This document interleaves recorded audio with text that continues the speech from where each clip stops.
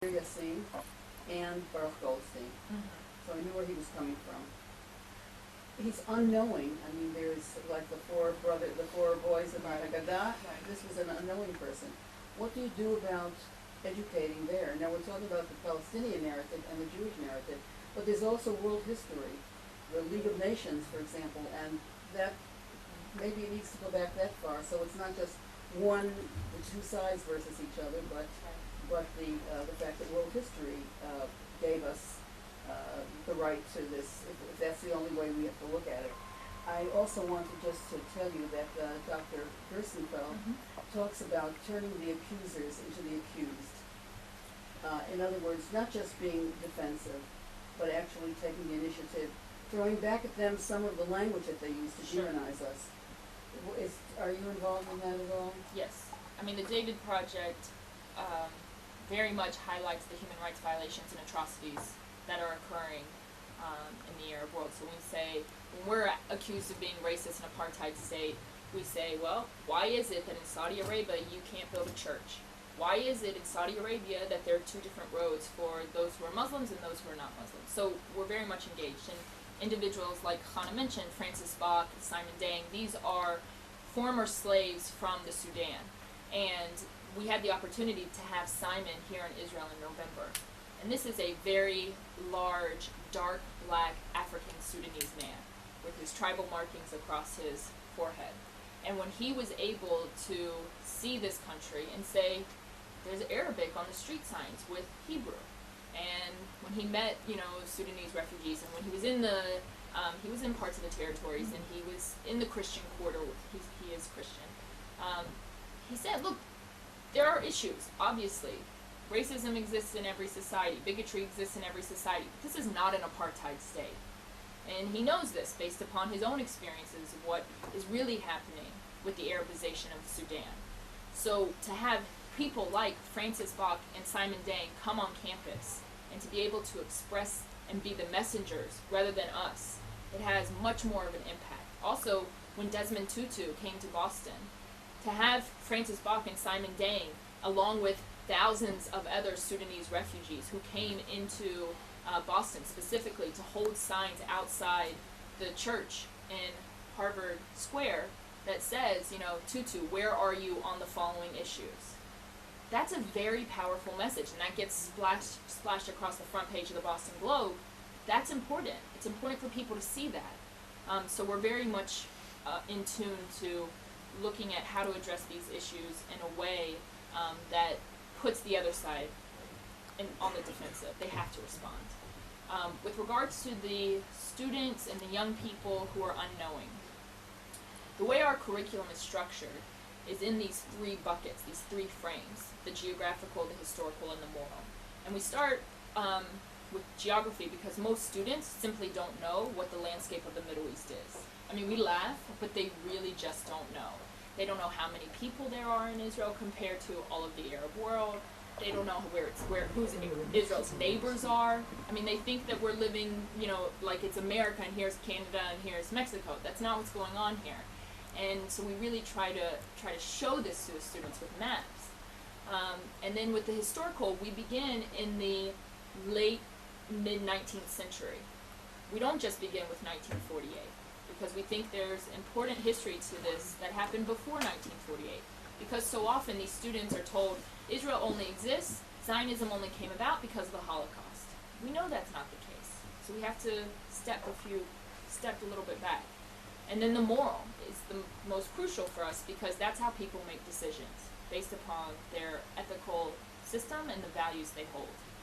So we want them to really understand what the moral situation is and that it's not moral equivalency because so often that's what students think these days.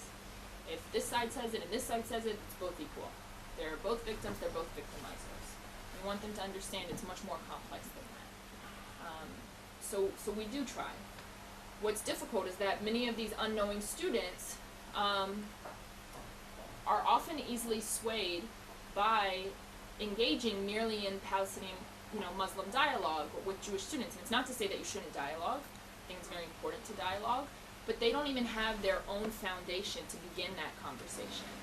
So when they're coming in at a very different level, at a very different playing field than with the people they're conversing with. The people they're conversing with are talking about Baruch Goldstein and Der Yassin. They're not talking about so many other aspects of this conflict. And they probably don't talk about how they were denounced incidents. It's because if that's the norm. And we have to find a way to help those students have the foundation that they need, which is why for our curriculum we want to start before high schools even, and we're trying to get into middle schools, and we want to get into congregational day schools, because so many Jewish students aren't even in day schools. So we want them to have it as early as possible. My name is Frida Keat. I'm in Israel Advocacy. Just to commend you for your comments that you've made now about the need and your emphasis on Jewish education. Because why the Palestinian student movements, Palestinian Arab Muslim, I call them the PAM world, are so effective is because they know their narrative off by heart and backwards and forwards, and Jewish children don't. That's right. And why Jews lose the discussion is because they don't know their own narrative. So before we get onto anything sophisticated like other people's narratives, we really need to know our own. I know a little bit about the United States, and I know the depth of the ignorance about Judaism. Anything to do with Jews is absolutely appalling. So I would absolutely commend you on any educational program that you start. I just want to go back to like the very first sentence that you made. You know, we talk a lot about this, and we hear this statement thrown, and I always like to get down to tachlis. I always like practical, because I lecture a lot, hardcore examples. What are we talking about? You said that your, excuse the expression, your baptism of fire was 9/11, and you were shattered at how many, I presume you were talking about the Divinity School. Yes. Blamed America, and said it was America's fault, and America was being punished. So this is my first question. What exactly were they apologizing for? Tachlis, hard, cold facts on the ground. What are they busy apologizing for? What is it that America has done?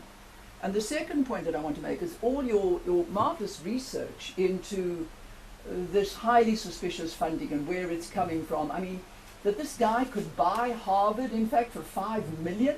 If you said $5 billion, I would think, Tov Mele, I can't argue with this. Harvard was selling itself very cheap for $5 million. As a chair in the divinity school, it wasn't the whole university. And you were doing all this research. It's also very cheap. You're selling a chair for $5 million. It's very cheap. It's undignified. Is there, surely there are others within academia who know your facts and figures, who know what's going on. Is there nowhere a movement of discomfort at this kind of censorship going on at the universities? Isn't there an opposition as vocal as you know, these powerful academics who are imposing norms of political correctness? Is nobody fighting against them other than Alan Dershowitz? Okay, good question. So first, with regards to my own background, I was very involved in Zionism and Jewish life at a very young age. So September 11th and being in the divinity school was not my first boom into the Jewish world, just to say that. But I did grow up in a place, I think this is important just to say, not to get too personal, but you know, I grew up in a small town in Tennessee where there were very few young Jews, or Jews period. Out of my community and 6 surrounding towns, there are only 60 Jewish families. And the reason I say this is important to mention is because that means at a very young age, I learned 2 things. One, how important it is to protect minority rights, because as a minority, we were fighting prayer in the public school system on a regular basis. And 2, how important it was to be able to articulate my belief system and what it meant to be different. Because on a regular basis, my friends, teachers would say, why is it that you celebrate Hanukkah and not Christmas? Why is it that you can't come to the football games on Friday night? And when you're young, it is important. And I think, you know, working with so many students, especially those who grow up in very predominant, you know, prominent Jewish communities, don't have that ability because they've never had to articulate what makes them different. So I've been doing it since I was 5 years old. That being said, when the divinity school on September 11th, because that was the day of orientation, that was the first day, when the professors were saying, this is America's fault, they were talking about this was America's fault because of America's involvement with Israel. It's very simple.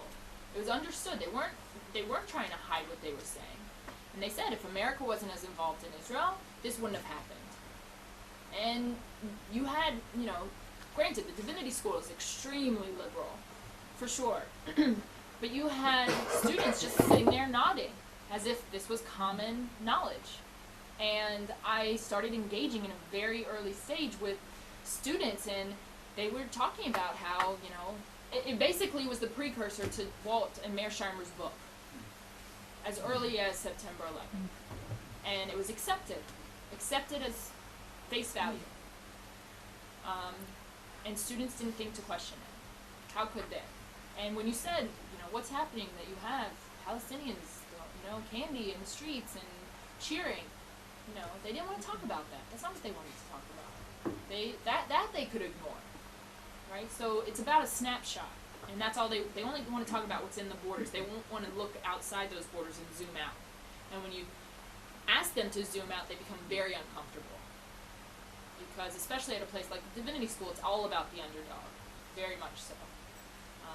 So that's the other piece. And the second point about this funding is nobody. Okay, so the funding issue is a major issue. I argue that there are not that many people really looking at the funding issues. There are a handful of individuals associated with different organizations who recognize this as a problem, but the research is done very haphazardly. Some people do a little bit over here, a little bit over here, but there's no coordinating body or not even a regular communication between these individuals to talk about what's really happening with the funding and to really begin tracing in a very methodical manner where the funding's coming from, what is it funding, what is it promoting, how is it being used, etc. I mean, the $20 million given to Harvard and Georgetown by the Saudi prince, bin Talal al-Walid, he also gives, he's the biggest donor to the overarching Muslim Student Association. Okay, so he has a lot of influence. He signs off on everything that comes out of the head of the Muslim Student Association, and then that gets trickled down to all the Muslim Student Associations throughout North America, throughout Europe, everywhere. But he's the one involved in thinking about what kind of information, what kind of language is used, plus giving them funding for any activities that occur. And in the literature, it's very clear. Talk about how, you know, talking about Jews as sons of monkeys and pigs. It's very anti-Semitic. It's not, once again, about we need to create a Palestinian state alongside Israel. It's about there should be no Israel. You know, it's very easy to find this stuff, but people aren't looking in a real way because it requires effort and it requires finding very uncomfortable truths and then thinking about how to deal with those truths. There is an organization in America called FIRE, which something individual rights and education. I'll have to, if you Google FIRE, you'll come up with it. But it's an organization that works with campuses in North America to deal with these issues, not just from a Jewish perspective, but a lot from the perspective of more right-of-center students and Republicans who offer views who are silenced on their campus because of offering those views. And they're dealing with it to some extent. Professors, I'm telling you, do not deal with this. We brought in Alan Dershowitz specifically to speak with the faculty at Columbia University. Specifically. We also had him meet with the students, and he did a program for the entire student body. But it was really to meet with the faculty, because we wanted him to get them fired up. For him to say, look, you have a responsibility here. You don't have a choice. You have to support these students' efforts. And you should have seen the response by so many of these faculty members, tenured, who said, well, we're not you, and we can't do this, and why are you putting this on us? I mean, it was amazing. And Dershowitz walks out and says, you know, why is it that I had to come from Harvard to get Columbia faculty involved in this issue? So, unfortunately, faculty are, look, not to be disrespectful, I mean, I'm in a PhD program, so not to be disrespectful at all of academics, but it's also a personality type that's interested in being an academic, for the most part. It's someone who wants to be in the university, who wants to be in the library, who wants to be in the archives, and doesn't necessarily want to engage in the public discourse. And to me, this is a big problem, a huge problem. I would refuse to become that academic, because I think you have a responsibility to engage in the public discourse. And isn't it equivalent to Tony Judt, for instance, or Norman Finkelstein, who is as militant on the other side? Is what an equivalent? does there not exist No, an equivalent? definitely not. First of all, you don't even have to be a scholar to engage in the other side's discourse in that specific field. So we know, for example, plenty of computer science professors and computer science engineers who are more than happy to speak about how terrible Israel is in the classroom. They know nothing about the Arab-Israeli conflict. I can't name one academic from the Jewish perspective who speaks up publicly in that way. Now, I can't think of one. I'm sure there may be, but you don't hear about it. It doesn't happen. Charles Weinberg. I have a couple of questions. Mm-hmm. First of all, I commend you on your courage, as other people do here. And I'm sure you're discovering all the time that courage is a thing which is difficult, which is rare. And that's probably one of the reasons that you're having difficulty recruiting people. I'd like to ask you, it's been 40 years of this kind of anti-Israel propaganda on the campuses. How is it that the American public broadly still so strongly supports Israel? That's one question. The other question is, it has to do with the people who, on the campus, it has to do with the question of the Palestinian narrative and the Israeli narrative, or the Jewish narrative. Isn't there a thing called historical truth, or the search for historical truth? And why is it that so few students seem to be incapable of using the internet or millions of other resources just to think for themselves, to try and find out the truth, to look, to read what the Palestinians say, what the Israelis say, to try to put it together, to think for themselves? Why are so few people, why do they need to be spoon-fed their own idea? It's coming from the academic world, admittedly many years ago. This is all astounding to me. As is the fact that you can have something, a politically correct line, at the academic world, which is so obviously contradictory to the fundamental purpose of what academic life is. Okay, sorry for the speech. No. Okay, so the first question relating to The popularity of Israel. I don't know what it was like 40 years ago on college campus. Really? I do.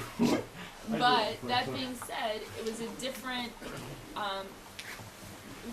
time for the creation of Israel as well.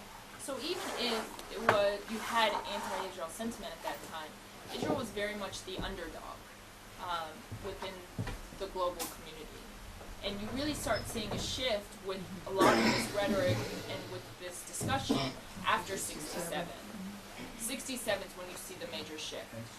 And the campuses were more No, concerned my question is about why. Vietnam. We were more Yeah. concerned about Vietnam. Yeah, but my question is why the Israeli cumulative propaganda has been against Israel, Middle East Studies Association, for many, many years. Why hasn't that, people who've graduated from the university and gone into Right. the broader American society, 'Cause why don't they, if they are exposed to this anti-Israel propaganda, why don't they take this out into their ordinary lives? Why isn't there a tremendous reaction against Israel? Because I And think the you're broader going to public. see, but I think I'm going to put forth the hypothesis that I think you're going to see that trend that you're talking about happen within the next 20 years. I've heard that it's going to happen in the next year, and Walt Mearsheimer and a Because- number of Jewish leaders have spoken about Malcolm Hoenlein has spoken about this happening within a year or 2 years. Yeah, I don't know in a year or 2 years. It might be a little short-sighted, I think, but I definitely think that you have an entire generation, my generation, being educated that Israel really has no right to exist. And once again, it's a very different conversation than about borders or security concerns. It literally is, does Israel have a right to exist? And Walter Mearsheimer plays into this, Carter plays into this, because these are now foundational readings for first-year political science and international relations courses. First-year students are being asked to read, the Israel Lobby as the book on lobbies. There's nothing that goes with it. Nothing. You also have Carter's book, being assigned in Middle Eastern Studies departments as if this is a legit academic book, which it's not at all. Whether you like Carter or not, this is not an academic book. And don't forget, Edward Said's Orientalism is also the foundational book to all of this. At Columbia University, students who weren't even in Middle Eastern Studies, who were just taking the core requirements, for the general liberal arts education, had to read Orientalism in 3 different classes. The full book. There have been 4 or 5 major scholarly works discrediting Orientalism. Yeah, but that's never assigned. And you should know that just recently, in the past couple of days, there's a new Middle East Studies Association founded by Bernard And Lewis. Fuad Ajami. Yes. It started about a month or 2 ago. Okay, have fun. It's the Right. Association for Middle East Association for the Study of Middle East and Africa, ASMEA. I think that the fact that you have Bernard Lewis and Fuad Ajami recognizing that MESA, the Middle East Studies Association, is completely corrupt is a huge statement. It says a lot about the field of Middle Eastern studies. And I hope that the new organization is really going to attract top scholars. Because if you go to a Middle Eastern Studies conference right now, the majority of the lectures by academics, and once again, these are people such as professors in the fields of anthropology, cultural literature, whatever it may be, who only talk about Israel as an apartheid state. That's literally what their academic paper's on. I attended last year. It was in Boston. It was unbelievable. I felt like I was at the PSM conference for grown-ups. It was ridiculous.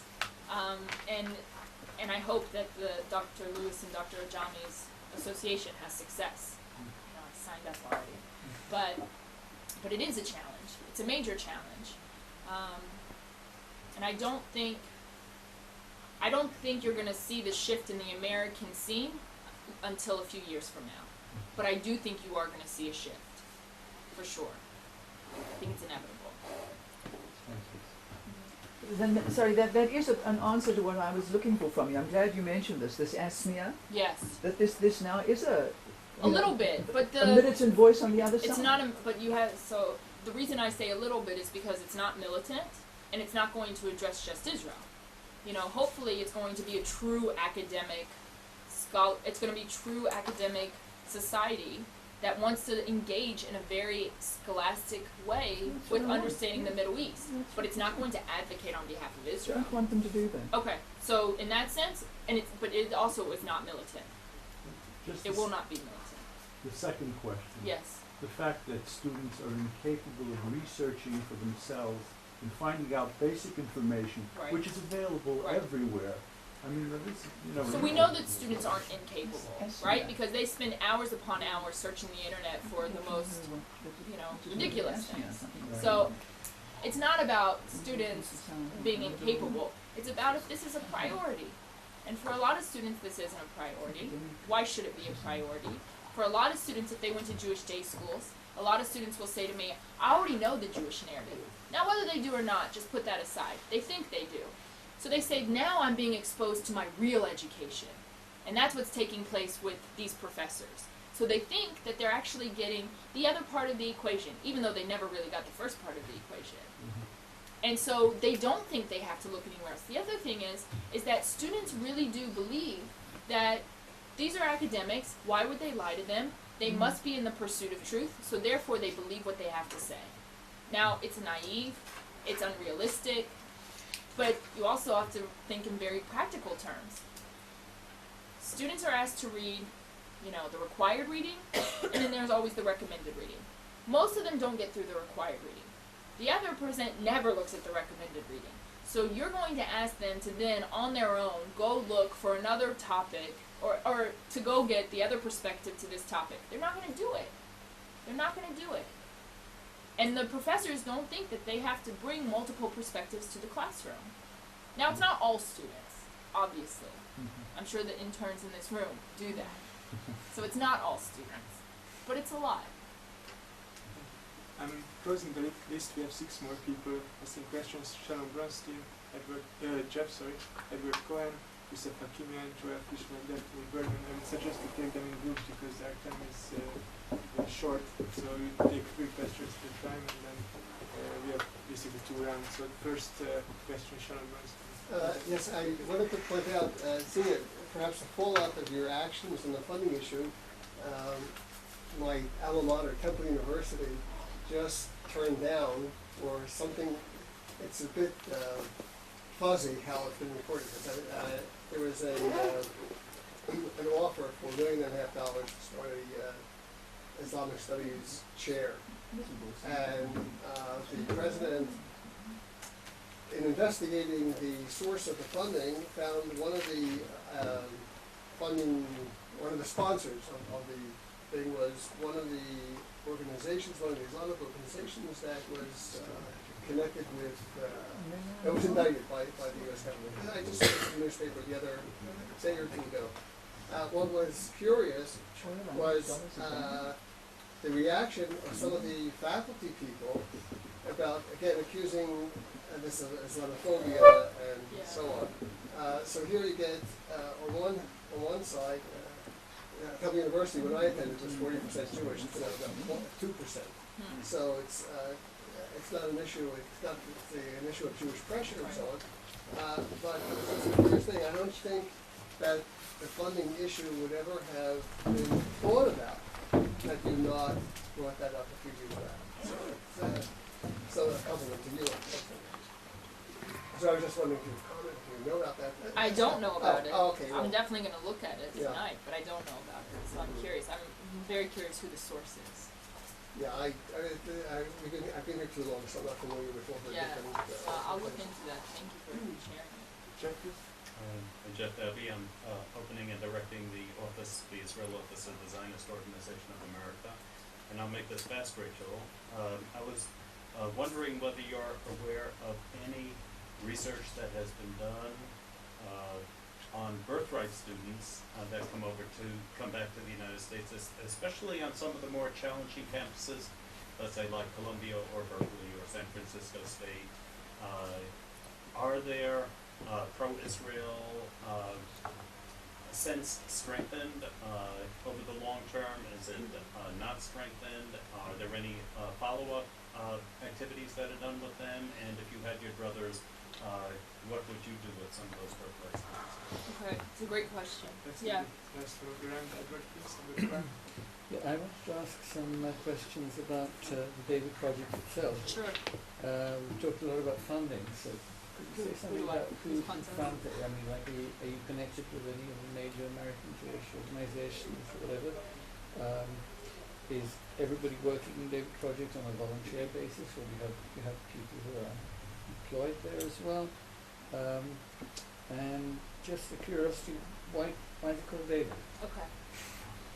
Okay, so to answer Jeff's question first, there's a lot of research that's done on birthright students. It primarily comes from the Cohen Center, which is based out of Brandeis. Leonard Sachs and Charles Kadushin are the ones responsible for most of those reports.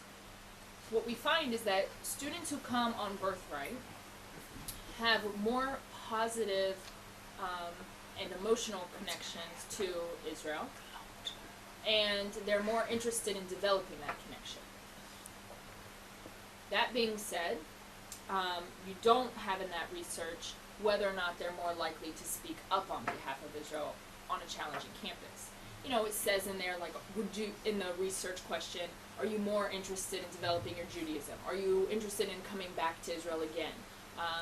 Do you want to marry someone Jewish? You know, very broad kind of, but it doesn't say if there's an anti-Israel situation on your campus, will you get involved? That's not a question.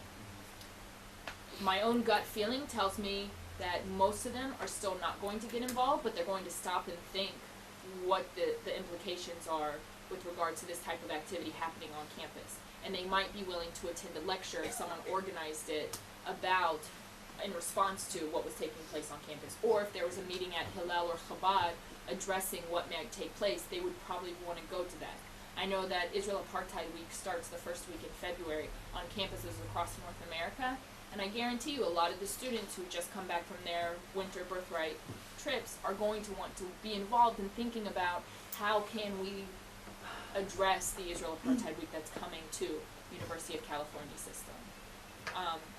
But once again, I think that as great as Birthright is in getting students here, it's doing a terrible job with the follow-up. It's almost non-existent. And it's not a lack of resources. That's not the issue. The David Project has a program in which we have 2 3-day seminars specifically for Birthright alumni, one in New York City and one in California, in which students who attended Birthright apply to come to the 3-day seminar. They have to have approval from, the application process is approved by us and by Birthright, because we don't just want anybody, we're paying for, everything, so we want people who are wholly committed and want to be engaged in Israel advocacy and activism when they return to their campuses. And then Birthright wants to make sure that they sign off on it as well, because the Birthright organization wants these students, when they return to their campuses, to actually be involved in creating programs on the campus. So they get X dollars of funding to do that, which is a good model, I think. We're doing something for the very first time next week, actually, in which we are working with the Boston Federation to have the Boston campuses go on Birthright trips as a bus. Now, this may not sound so revolutionary, but what really happens is you get students from all different campuses on one bus. And the idea is that you get these students from the same school on the same trip, they have the same experience, they go back to their campus and they have a kihila. And then we want to start with them immediately doing programming and activism. So for the first time, and this is happening in Boston, we're going to have a conference for those students, and they had to apply. So if they're not interested in doing political advocacy and education, they're not going to do it. If they're more interested in cultural stuff, then I hope there are enough programs out there that they can tap into. But if they're interested in the type of work that the David Project does, they apply to us, and we have this 2.5-day conference in Boston at Boston University specifically for the Boston students who just did Birthright. And we're getting them literally right before they go back to campus. So that answers that. That's good. With regards to the David Project, who funds us? We are a 501c3 organization. We